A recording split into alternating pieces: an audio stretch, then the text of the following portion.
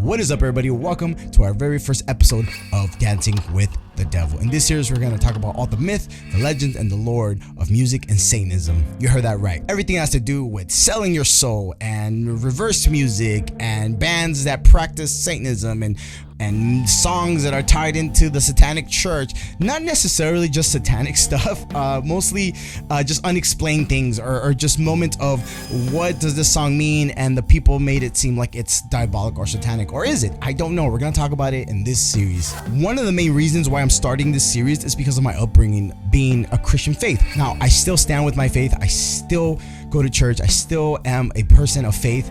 That will never change. But I will say that being in the music industry for 20 years, being in the film industry for 10 years, and being in church all my life, I just have more information, more depth about all these things. Now, let me give you some context. Since the beginning of time, the devil was tied into music and sounds and all those things. His name, Lucifer, is light bearer, meaning he would take the worship from heaven, set it on fire, and that's what went into the throne of God. I think that's the best way I can describe it to you guys. So he would take the sounds and all the music and take it to God, in other words. Now, when God found out that Lucifer was trying to take all the worship to himself, he literally kicked them out. And Lucifer took a third of heaven with him. Now, I want to really paint a picture for you guys.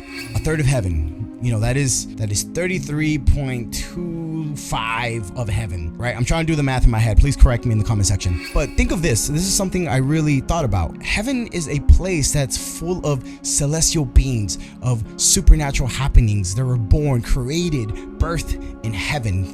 A place we cannot even comprehend or even put it into perspective. How much more of a manipulator and a liar Lucifer was to take a third of heaven? Because literally what happened was that Lucifer told all these angels what was going on, and they came against God, and God just kicked them out. Crazy. Now we understand why Lucifer, or Satan, is called the great manipulator, the great liar, because he was able to lie to all these angels and get them kicked out. Now in Luke 10:18, Jesus said, "I saw Satan fall like lightning from heaven." Now, why am I bringing all of this as a prologue to this episode? Number one is that the one thing that the devil knows how to do, and that is music. He knows how to play music. He knows how to write music. He knows how to compose music. He knows how to play every instrument. He is the greatest musician to ever live and forever will live. And God created him. So imagine that. Imagine the talent this being, this Satan has. Number two, this is one of the main reasons why people will always tie music to what is Satanism. Simply because the devil knows how to use music to his advantage. Since the beginning of time, music and Satanism somehow was always tied. Now, I do believe that anything that cannot be explained or understood, people will always question it and fear it. We're talking about the beginning of time, where instruments were barely being created, where all these things were barely, sounds were never really heard before. When people started playing certain string instruments and all these things, people didn't understand that. They were like, oh, this is music, this is sound, this is blah, blah, blah. You know what I mean? There was a lot of percussive instruments before there was melodic instruments. And my theory is because a percussive instruments, you can hit anything and make a percussive instrument. I can clap. You see, that's a percussive instrument, but how can I put a melody to that unless I hum it? Da, da, da, da, da, da, da, da, da, da, da, da, da, da. And then they're like, oh, I can hum it. And then they start playing a certain string.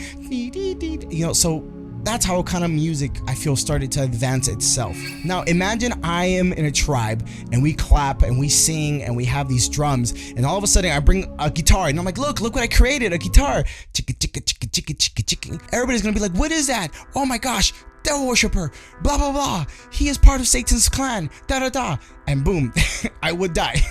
Anyways, I'm getting a little out of context, but I want you to understand that anything that was not explained or understood, people really questioned it and call it satanic or diabolical. Now, very fast, how do I know this, or how I'm making these speculations? I do have a music degree.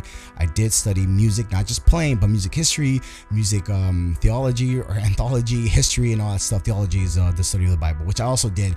But I hope you get where I'm coming from. Now, one of the earliest examples of someone being influenced in playing music and, dare I say, sold his soul to the devil, according to a lot of legends and lore, is Niccolo Paganini. I hope I said his name right. This man has so much lore that he almost sounds like a gothic villain character instead of a real musician. Historians say that At 7 years old, he picked up the violin and started playing so good and so well that his dad took him to a teacher, and that teacher heard him play and he said, you know what, I can't teach him. He's as good as me. Let me send him to my teacher. Then he went to his teacher, and after a couple of lessons, his the teacher of the teacher said, you know what? I can't teach you anymore. So they sent him to the teacher of the teacher of the teacher. And we don't know how long he was there with him, but this kid was playing melodies and just was playing the violin in a supernatural way. Now I'm just gonna really just jump into Niccolo Paganini. This man's technique was super advanced that people claim that they saw the devil playing next to him or around him. This man looked eerie on stage, super thin, pale, long fingers looking like claws, and usually dressed in black. I will say though, in Gothic era or in those times, black was in. He played with an intense showmanship, you know what I mean? He loved the stage, he loved people looking at him, to the point that when he was playing his violin, people say they heard women screaming from the violin, and that's how intense his violin playing was. Now the legend of Paganini goes to the point that when he died, the Catholic Church refused to bury him because of the satanic rumors. Now let's jump to his biggest legend of the deal with the devil and the rumors of he sold his soul to the devil. One of the reasons why people believe he sold his soul to the devil was because no human could ever play the way he was playing. No human had the capacity or the ability to play with his certain technique, with his certain finesse, to play those melodies, those runs, harmonics, all of those things. Now understand, this is the beginning of time. This is the beginning of these instruments. Not the beginning of time, but this is the beginning where these instruments became very, very versatile, where people were learning it. There's certain techniques that were not probably even thought of that this man somehow created. Now I can't say that is supernatural, diabolical, satanic. I will say this man probably spent many hours doing weird technique stuff that finally made sense. People claim that when Paganini played, it was very hypnotic, eerily precise, unnaturally fast. Now again, it goes to the point where people did not comprehend. They were being hypnotized because of his ability. Now, one of the few musicians that does this to me still to this day is John Frusciante from the Red Hot Chili Peppers. That man has a certain technique to the guitar playing. I don't think he's the fastest or the greatest. I mean, that guy has ability upon ability, but I would say the way he sees theory and harmonies in his guitar is something I've never really experienced from anybody else, and that's just me. And like I said earlier, some people claim that when Paganini was playing, they saw the devil pretty much guiding his bow to the right strings and to the where he needed to play, and people were just petrified seeing a shadow behind him guiding his violin playing. And while this was happening, Paganini's eyes looked possessed. Now about his physicality and his looks, apparently the man was sick. The man had so many STIs by the age of 18. This man had some joint problems, Marfa syndrome or Ehlers-Danlos syndrome. I'm reading it off because I cannot pronounce those words, to the point that people call him the rubber man because he will bend and his body will contort to a certain way. And people think that he used these sicknesses to his ability, especially his finger or his body one, where he can bend his fingers a certain way that no other person could. Apparently he unalived a woman out of a rage of jealousy, and he got thrown into jail, and he had a violin, and in that violin he played it so much that he only had one string, and it goes now into the one string legend that this man was able to play a whole violin melody for using 4 strings on 1 string, again because his ability was just supernatural. Also, this man unalived a woman, you know what I mean? Like it seems like chaos followed him wherever he went. Now, I do want to emphasize that the 1 string playing terrified the audience because nobody until then was able to do this. And I can only imagine, even me seeing that today, it is very extremely challenging playing a 4-string melody on 1 string. And not only that, chaos followed him, like I was saying earlier. Gambling, scandals, affairs, debt, nightlife, so on and so forth. If there was substance, I'm pretty sure this man will be doing so many substance, to a point that there's a legend that he pawned his violin to get money for gambling. He lost the violin and the money, and he borrowed someone else's violin to perform later that night. This man was a rock star. Now, like I said earlier, one of the saddest rumors of him is that the Catholic Church didn't want to bury him. He died in 1840, but because of the satanic rumors, they didn't want to give him a Catholic burial.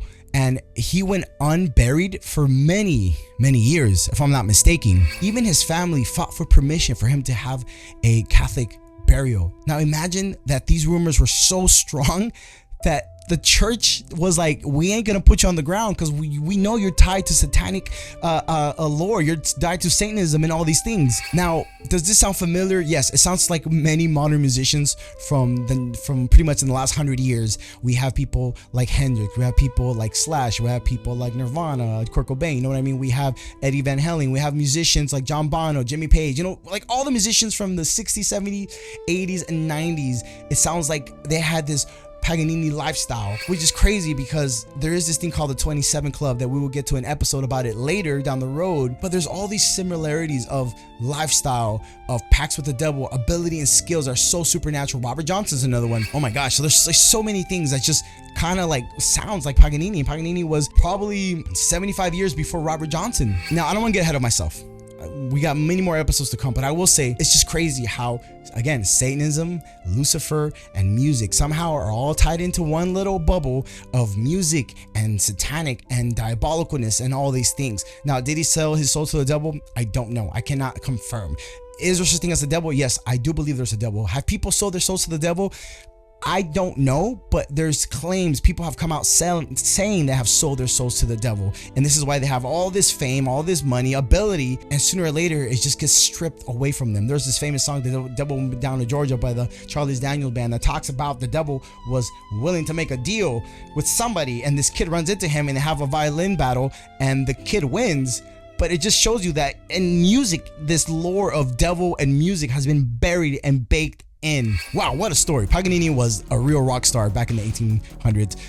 Y'all, I hope you enjoyed this very first episode of Dancing with the Devil. I hope you learned something about theology and music and classical music, and Paganini being one of the first, if not the first guy to be claimed that claim to soul, or people claim that he sold his soul to the devil. Now, before I end this video, here's a quick word from our sponsors. Now, before I finish, I want to talk about how I got this jersey. We are in World Cup season, and you know, in the World Cup, we have crazy football players, we have crazy moments of football history, we have our national teams playing, and people are going wild. But what if I tell you that I know how to get great vintage jerseys at an awesome price? You heard that right. My boy JNH Jerseys, right now, me and him are collaborating. My boy sells the most authentic retro jerseys in the history of football. How retro are we talking about? I'm talking awesome, cool retro jerseys, and even modern jerseys, or maybe jerseys from the past 10 years. I got this awesome Barcelona away kit from the 08-09 season. If you're a Barca fan, you know how memorable this jersey is. I have a awesome Cristiano Ronaldo Man U United from the 07-08 season, which in my opinion was one of the greatest seasons of football history. I have a retro Arsenal jersey with Titi Henry on the back. So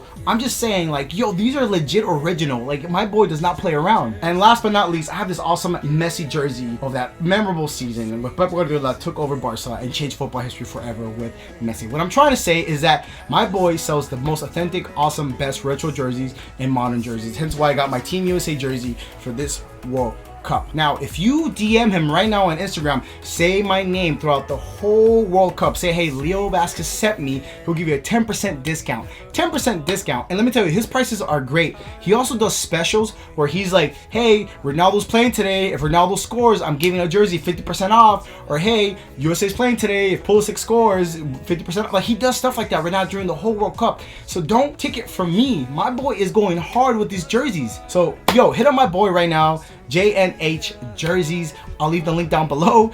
Tell him I sent you. Get yourself a 10% discount. Go buy some jerseys. Go watch the World Cup. And honestly, y'all, go Team USA. I have them as my dark horse. We're gonna go far. Now I want you to tell me what you think about Paganini, about music, about Satanism, and how all these things are always tied together. Let me know in the comment section down below. Y'all, don't forget to like this video, subscribe to his YouTube channel, tell everybody about my channel. I love you guys. God bless, and I'll see you on another episode of Dancing with the Devil. Stay safe, stay blessed, and I'll see you around. Bye.